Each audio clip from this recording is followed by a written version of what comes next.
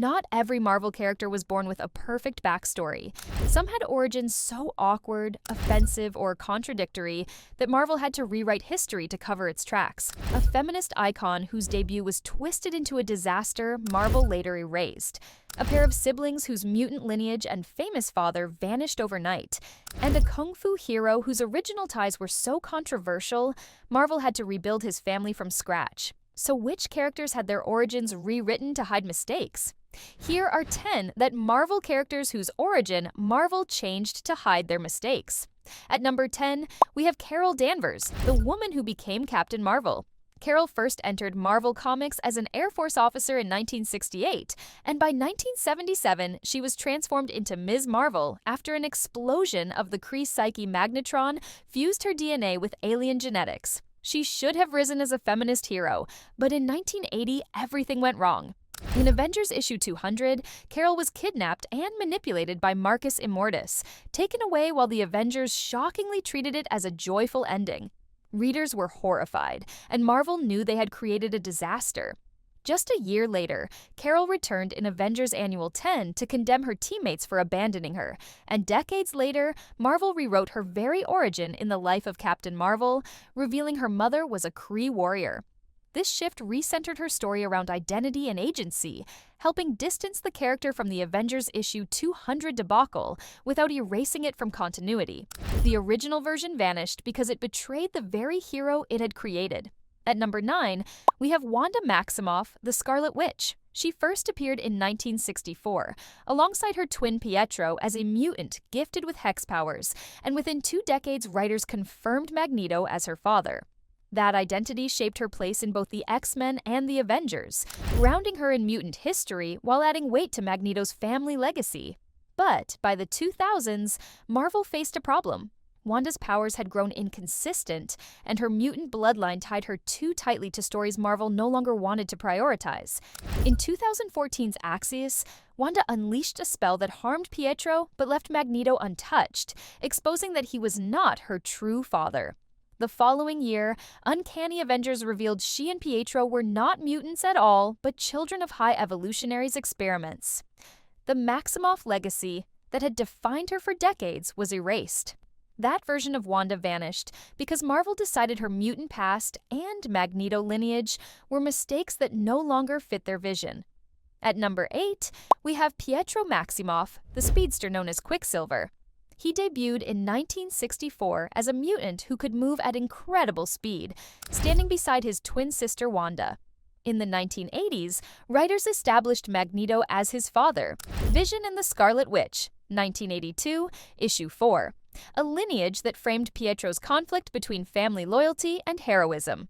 Decades later, that origin was upended. In Axis issue 7, 2014, Wanda cast a bloodline curse that struck Pietro but not Magneto, signaling Magneto was not their biological parent. Soon after, Uncanny Avengers, Volume 2, Issue 4 and 5, 2015, revealed that Pietro and Wanda were subjects of the High Evolutionaries' experiments, retconning them as non-mutant human mutates rather than Magneto's children. The Magneto parentage and mutant status that long defined Pietro were retconned away, not erasing his past stories, but redefining his canon background. Today, Quicksilver's history no longer rests on Magneto's lineage, even as he continues to intersect with Avengers and X-related narratives. At number 7, we have Shang-Chi, the Master of Kung Fu. He first appeared in 1973 as the son of Fu Manchu, a pulp villain rooted in racist stereotypes. From the start, Shang-Chi was a hero rebelling against his father's criminal empire. But Marvel soon hit a wall. The company didn't own Fu Manchu, and the character's baggage made reprints and new stories untenable. Over time, that foundation became a mistake too heavy to ignore.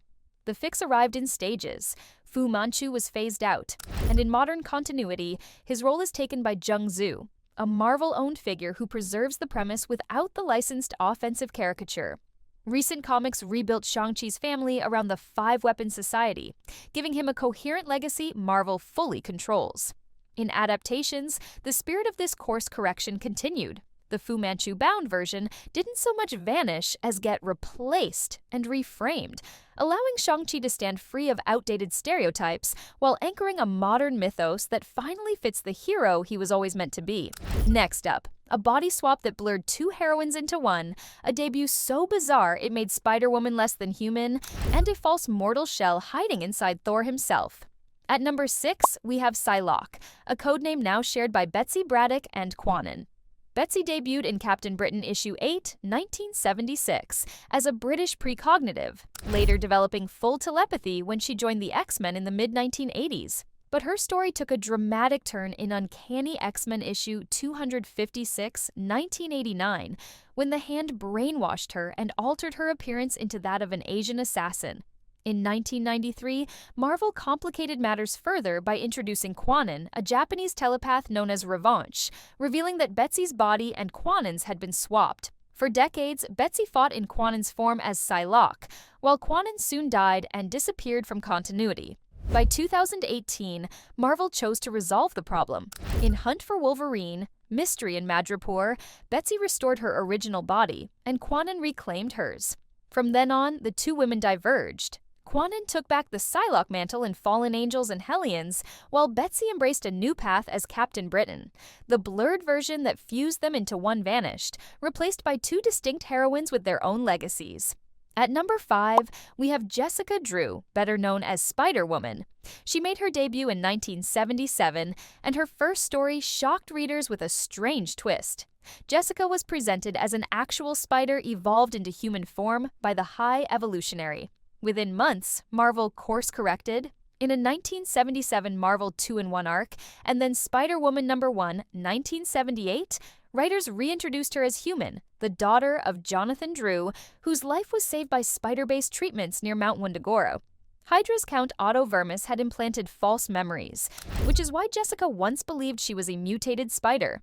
That original twist vanished quickly, largely because it was seen as too implausible for an ongoing heroine.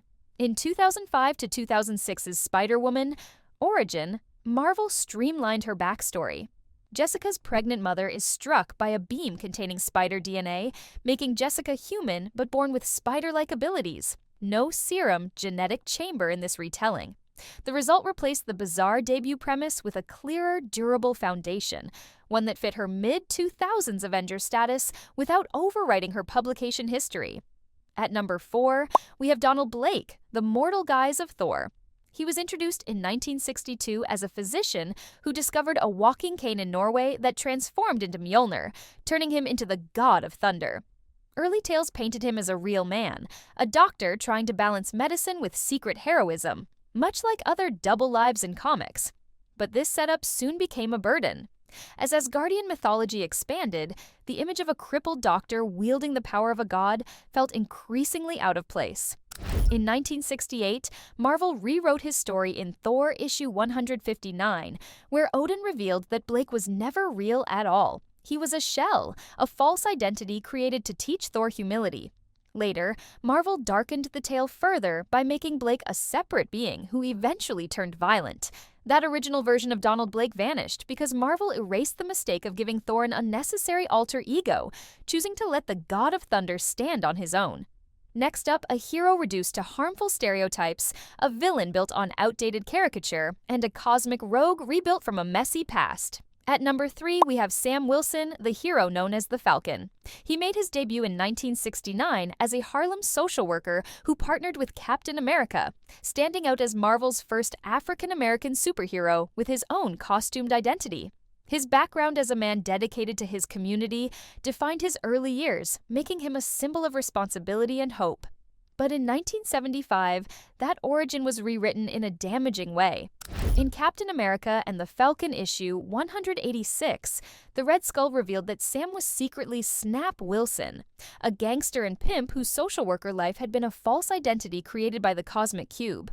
The story reduced him to harmful stereotypes and erased the inspirational foundation Marvel had originally given him. Later writers recognized this as a mistake and buried the Snap Wilson twist, restoring Sam's role as a community-driven hero. That corrupted version of his past vanished because Marvel chose to erase an origin that betrayed what Falcon was meant to represent. At number 2, we have Mandarin, long billed as Iron Man's greatest enemy. He first appeared in Tales of Suspense issue 50, 1964, as a villain steeped in yellow peril stereotypes, a cold Orientalist mastermind armed with 10 mysterious rings. From the start, his image was racially caricatured, while the rings themselves swung between sorcery and science.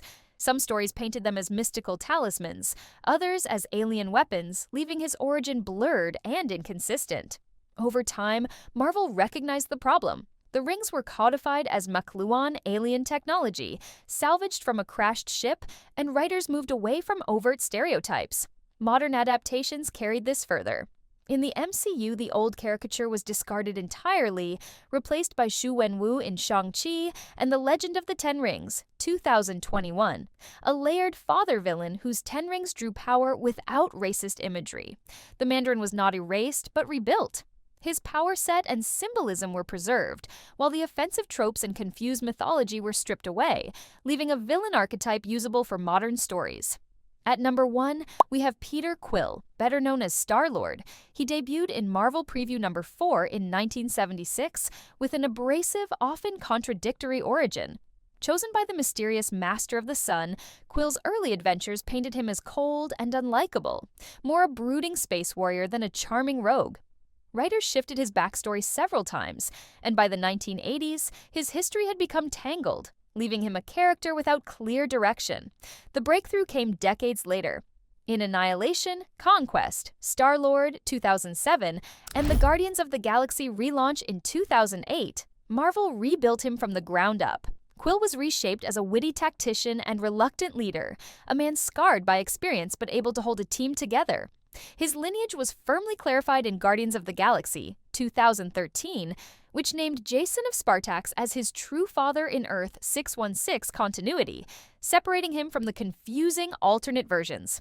That messy, magazine-era Star-Lord was quietly set aside, replaced by the modern Quill, an anchor for the Guardians and a cornerstone of Marvel's cosmic universe. Even Marvel rewrites history to cover mistakes. Which origin change shocked you most? Comment below, and don't forget to like and subscribe for more interesting and amazing videos.